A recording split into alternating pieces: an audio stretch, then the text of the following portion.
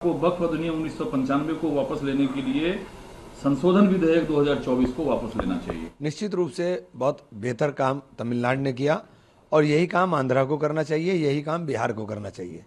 चंद्रबाबू साहब की और नीतीश जी की समझ में आ जाना चाहिए कि आप इस तरीके से हमारे जज्बात को रौंद करके हमारा वोट हासिल नहीं कर सकते। आप कह रहे हैं नीतीश कुमार को करना चाहिए, चंद्रबाबू नायडू को, बीजेपी से कोई आपकी आग्रह नहीं है? नहीं, बीजेपी तो उतारू है। हम बीजेपी तो संविधान को तहस नहस करने पर उतारू है। अब जब ये सीधे पूरा संविधान बदलने की हैसियत में नहीं तो संविधान के पोर्शंस को छेड़ते हैं। संविधान के अंदर साफ तौर पे है कि धार्मिक स्वतंत्रता होगी, आपको अपने धार्मिक कृत्य मानने की आज़ादी होगी, आपको अपने धार्मिक संस्थानों को चलाने की आज़ादी होगी। तो ये सब चीज़ों के ऊपर तो बुलडोज कर रहे हैं ये कानून लगा। योगी जी का जो भाषण है वो पूरी तरीके से उसी की तरफ इशारा करता है और मुझे लगता है कि कहीं ना कहीं कुछ घबराहट है। अदरवाइज इतनी ज़रूरत नहीं है। ये जो जिस तरह का भाषा जिस तरह की इस्तेमाल हुई, मुझे नहीं लगता इस चीज़ की ज़रूरत। संभल के अंदर तो बिल्कुल संभल को इन्होंने एक टारगेट कर लिया है।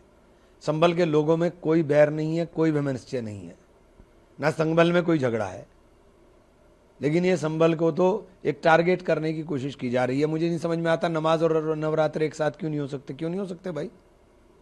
पहले नहीं हुए क्या? सदियों से हो रहे हैं, कोई आज पहली बार हो रहा है? ये तो ऐसे कर रहे हैं जैसे होली पहली बार आ रही, नवरात्रे पहली बार आ रहा है, ईद पहली बार आ रही। ऐसा नहीं है।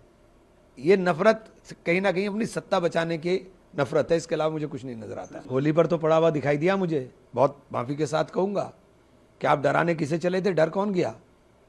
आपने तो डराने किसको गए थे? आपने पूरा होली का हुड़दंग ही खत्म कर दिया, होली का उत्साह ही खत्म कर दिया। मैंने तो कभी होली नहीं मनाई, मुझे पहली बार होली मनानी पड़ी खड़े होकर के। अरे हमारे देश की संस्कृति है, हमारे देश के भाईचारा है, उसे जिंदा रखना हमारा दायित्व है। मैंने खड़े होकर के होली मनाई, इसीलिए मैं हर त्योहार मनाता हूं, लेकिन होली से क्योंकि मुझे थोड़ा रंगों से था कि भीगते भीगते हैं तो इसलिए नहीं था। लेकिन इस बार मैंने खड़े होकर के जब देखा कि रंगों के अंदर भी नफरत ढूंढने जाने लगी तो हमने कहा ठीक है, हम मोहब्बत के रंग लगाते हैं, लगाओ।